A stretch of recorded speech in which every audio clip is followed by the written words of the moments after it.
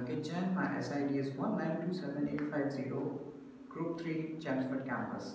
Today I'm going to represent you about the beer gain simulation of bullwhip effect. To understand it, we have to understand what is the bullwhip effect. So,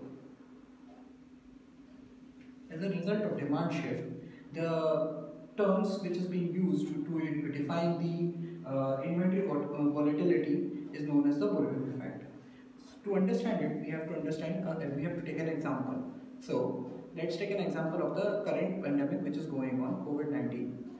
While the COVID-19 news outbreak, there was a demand. There was a sudden rise in the demand as the people started stocking with essential things into their home for the lockdowns. So we have experienced some problems in the to meet the demand, and it is captured the news also for the toilet rolls as and other things. So that is called bullwhip effect, right? How it is created? For that,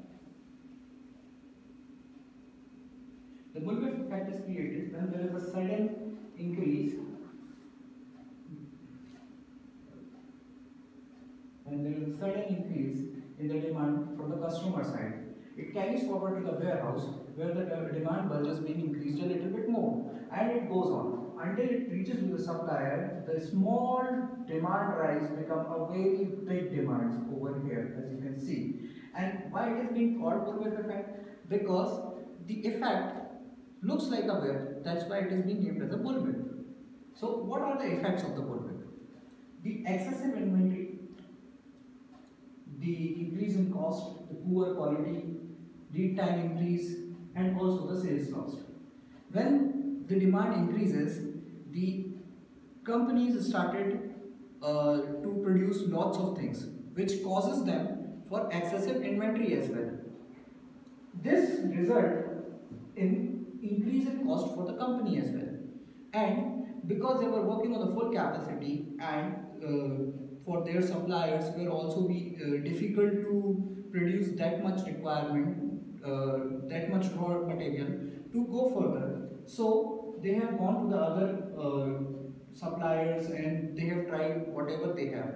So the quality of the product has also been decreased. So it became a poor quality. Then, as the demand was increasing day by day, they have to provide. But the logistic time cannot be.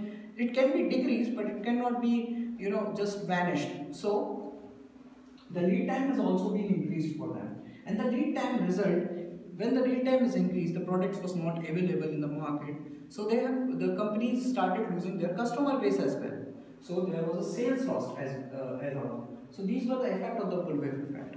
To understand it, we have done a simulation game for the bullwhip effect, where we found out because of the bullwhip effect, you can see the total stock and the back cost was increased up to $57,235. Here, and as you can also see, the manufacturers were not able to meet the demand for every individual. The result was they have met up to 79.6%. So this was the bullwhip effect for overall. Overcome this situation for the further also, we followed some strategies like lean approach, where we purely focused on the volume of the company, or agile approach, where we produce the amount when there is a demand in the market. When we started production, where there is a demand as well. So what was the difference between them? The main difference was the transportation. There were the frequent inventories for the agile approach, but for the shipment of lean, there were fewer but a bigger objectives. So, and they were very predictable.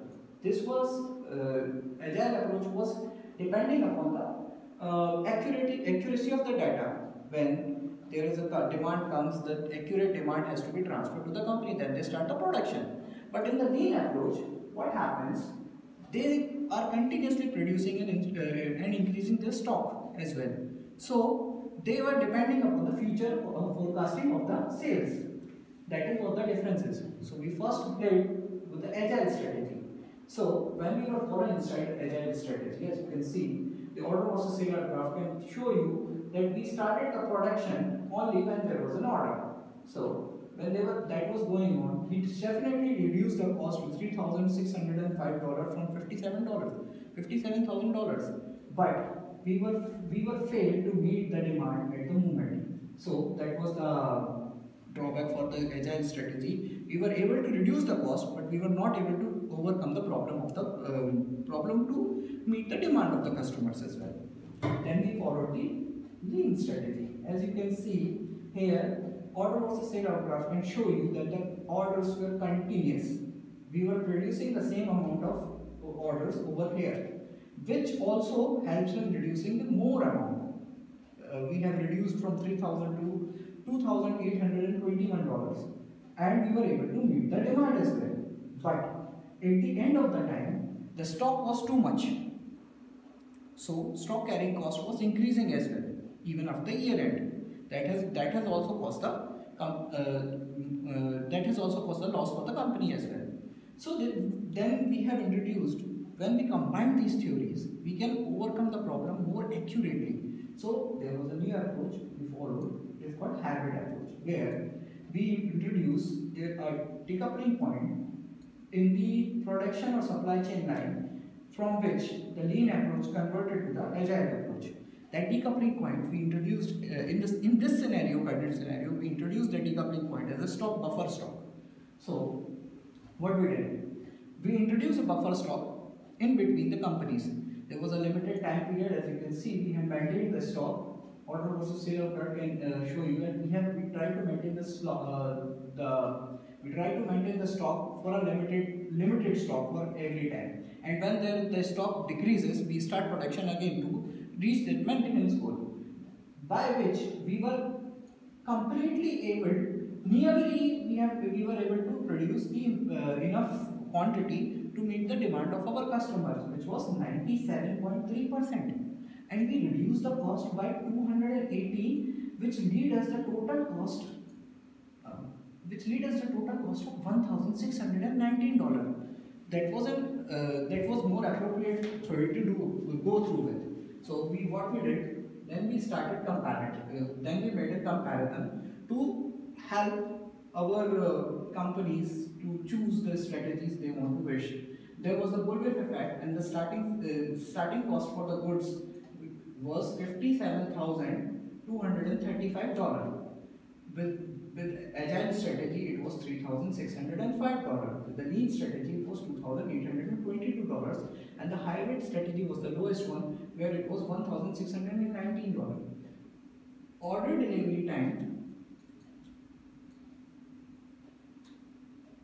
delivery on time for the bullwhip effect was 79.6, which is reduced with the agile strategy 64.6 as we start the production when there was a demand. Then with the lean strategy, it was 100%. But as you can see, with the lean strategy, the average stock was 107, which was way more than anyone else.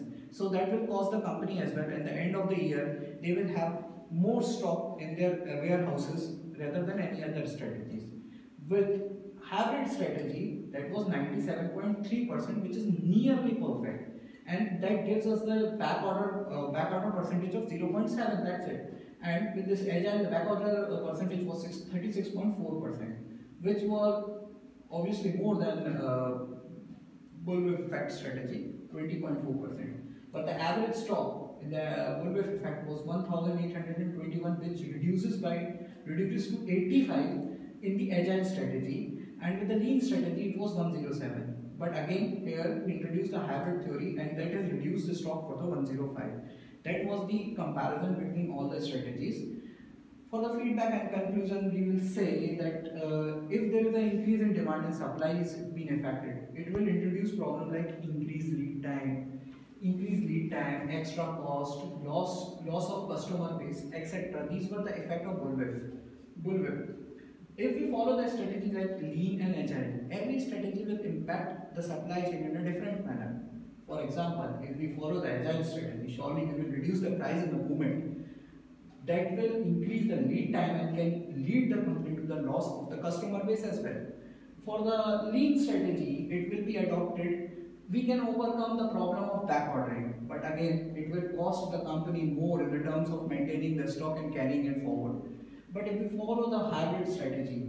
The hybrid strategy we introduce the buffer stock, from which the lean strategy will convert to the agile strategy and will adopt the positive points of both of the strategies and will reduce the stock, as well as there will be nearly no back ordering in no back ordering in the supply chain, so there will be no lead time as well. That is all for my presentation. Have a great day. Thank you.